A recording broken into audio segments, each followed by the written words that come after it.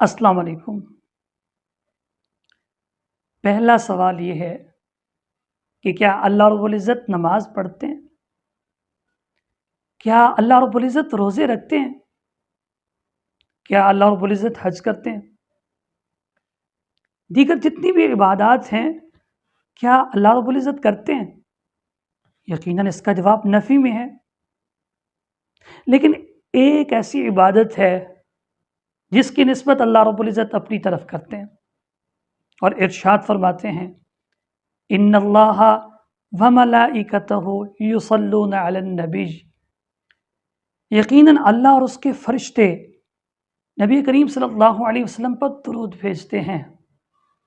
اگرچہ درود پاک کی نسبت جب اللہ رب العزت کی طرف ہو تو اس کا معنی رحمت ہوتا ہے، فرشتوں کی طرف ہو تو اس کا معنی برکت کی دعا ہوتا ہے، لیکن پھر بھی ایک واحد عبادت ہے جس کی نسبت اللہ رب العزت اپنی طرف کرتے ہیں، اور پھر ارشاد فرماتے ہیں یا ایھا الذین آمنوا صلوا علیہ وسلموا تسلیما، اے ایمان والو تم بھی نبی کریم صلی اللہ علیہ وسلم پر درود و سلام بھیجو۔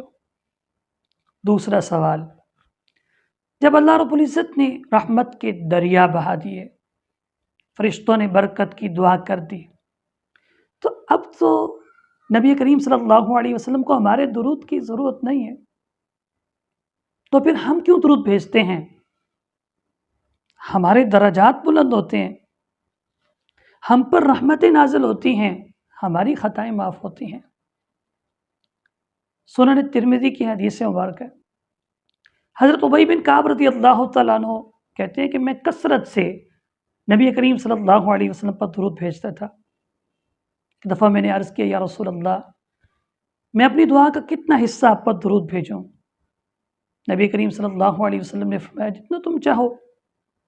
میں نے عرض کیا 1/4۔ آپ صلی اللہ علیہ وسلم نے فرمایا بہت اچھا ہے، لیکن زیادہ کرو تو تمہارے لیے بہتر ہے۔ میں نے عرض کیا 1/2 حصہ۔ نبی کریم صلی اللہ علیہ وسلم نے فرمایا بہت اچھا ہے، زیادہ کرو تو تمہارے لیے بہتر ہے۔ میں نے عرض کیا 3 حصے۔ نبی کریم صلی اللہ علیہ وسلم نے فرمایا بہت اچھا ہے، زیادہ کرو تو تمہارے لیے بہتر ہے۔ میں نے عرض کیا یا رسول اللہ، میں اپنی دعا کا سارا حصہ آپ پر درود پاک بھیجوں۔ آپ صلی اللہ علیہ وسلم نے فرمایا یہ تمہارے دکھوں اور غموں کے لیے کافی ہے۔ تیسرا سوال، کیا نبی کریم صلی اللہ علیہ وسلم کے ذکر کے بغیر اذان مکمل ہے؟ کیا نبی کریم صلی اللہ علیہ وسلم کے ذکر کے بغیر اقامت مکمل ہے؟ کیا نبی کریم صلی اللہ علیہ وسلم کے ذکر کے بغیر نماز مکمل ہے؟ کیا نبی کریم صلی اللہ علیہ وسلم کے ذکر کے بغیر کلمہ طیبہ مکمل ہے؟ نہیں۔ نبی کریم صلی اللہ علیہ وسلم کے ذکر کے بغیر اذان مکمل نہیں ہے، اقامت مکمل نہیں ہے، نماز اس میں تو السلام علیکہ ایھا النبی الگ اور پھر درود پاک الگ ہے، کلمہ طیبہ مکمل نہیں ہے۔ حضرت عمر بن خطاب رضی اللہ تعالیٰ عنہ سے روایت ہے، کہتے ہیں کہ جس دعا کے شروع میں نبی کریم صلی اللہ علیہ وسلم پر درود پاک نہیں پڑھا جاتا وہ زمین اور آسمان کے درمیان معلق رہتی ہے۔